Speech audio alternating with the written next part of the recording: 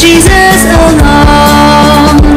Walking in the sunrise, walking in the shadow, walking every day, all along the way.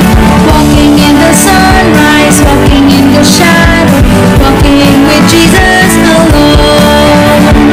Walking in the sunrise, walking in the shadow, walking every day, all along the way. Walking in the sunrise, walking in the shadow, walking with Jesus alone. Walking with Jesus alone. Walking with Jesus alone. Teacher, sister, and all my friends, let's pray together. In the name of the Father, and of the Son, and of the Holy Spirit. Amen. Dear God, at this time, we, your children, are asking about for your love and grace, so that you are present in our hearts. Now we want to hear your your wisdom and blessing, so we can understand it. Thank you, Jesus. Amen. In the name of the Father, and of the Son, and of the Holy Spirit. Amen.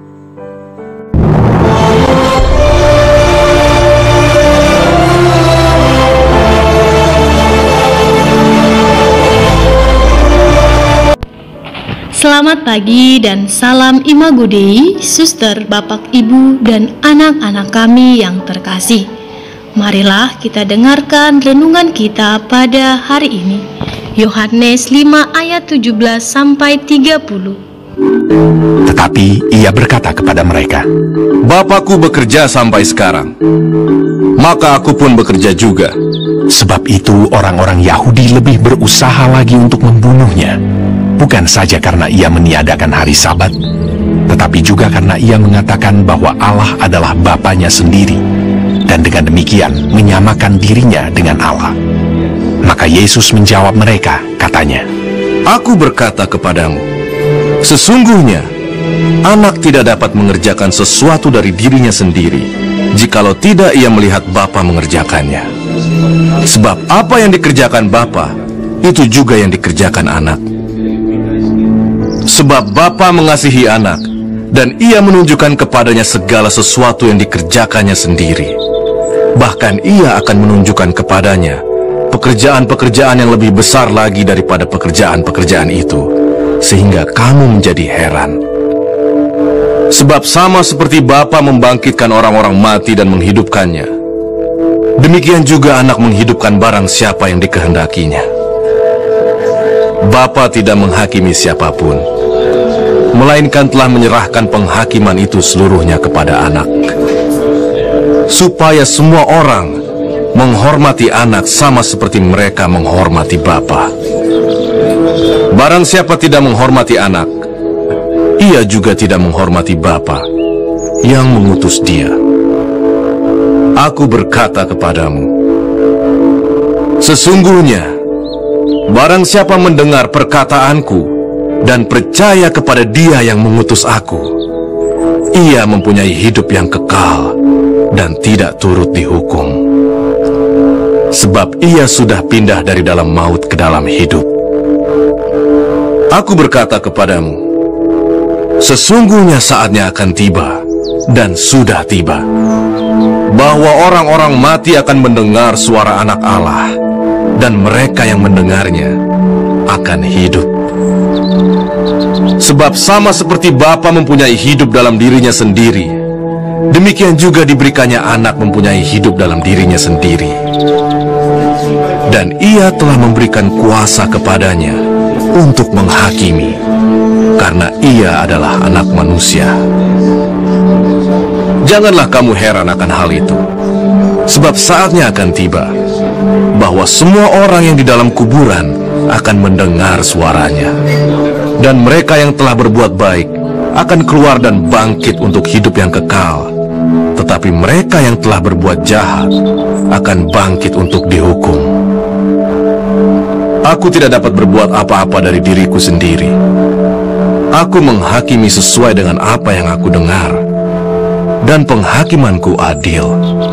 Sebab aku tidak menuruti kehendakku sendiri, melainkan kehendak Dia yang mengutus aku. Suster, Bapak, Ibu, dan anak-anak kami yang terkasih, renungan kita pada hari ini mengingatkan kita betapa besar kasih Allah kepada kita. Allah adalah Bapa kita yang sungguh mengasihi dan menginginkan kita agar bahagia. Kasih Allah tidak berkurang ataupun berubah, bahkan ketika kita jatuh ke dalam dosa. Nabi Yesaya mengatakan betapa besar kasih Allah, bahkan lebih besar dari kasih seorang ibu kandung kepada anak kandungnya sendiri.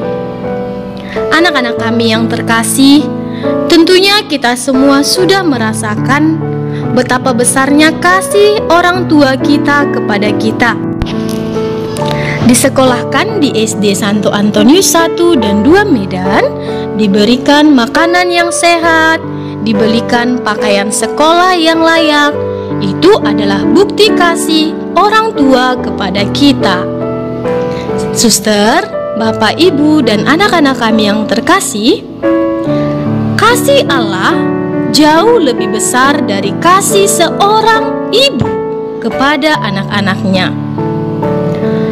Maka, kasih yang sedemikian besar itulah yang ditunjukkan Allah melalui Yesus putranya. Kasih Yesus itulah yang mengundang kita untuk bertobat. Kita diundang untuk mendengarkan sabda Yesus, Anak Allah, dan meneguhkan iman kepercayaan kita kepadanya, agar kita dibebaskan dari hukuman dosa dan dipulihkan hidup kekal yang ada di dalam diri kita. Maka, Yesus menginginkan supaya kita mendengarkan perkataannya dan percaya kepadanya, agar kita hidup kekal dan tidak turut dihukum. Suster, Bapak, Ibu, dan anak-anak kami yang terkasih, melalui renungan ini kita diajak untuk bertobat, yang berarti kita kembali kepada Allah dan percaya sungguh pada kasih Allah sebagai Bapa yang menyembuhkan dan menghidupkan. Kita mulai dari hal kecil untuk melaksanakan segala sesuatu yang sesuai dengan kehendak Tuhan. Demikianlah renungan kita pada hari ini. Semoga kita dapat melaksanakannya dalam kehidupan kita sehari-hari. Mari saat ini kita ambil sikap yang baik. Kita akhiri renungan kita pada pagi hari ini di dalam doa. Thank you, God. We have listened your words.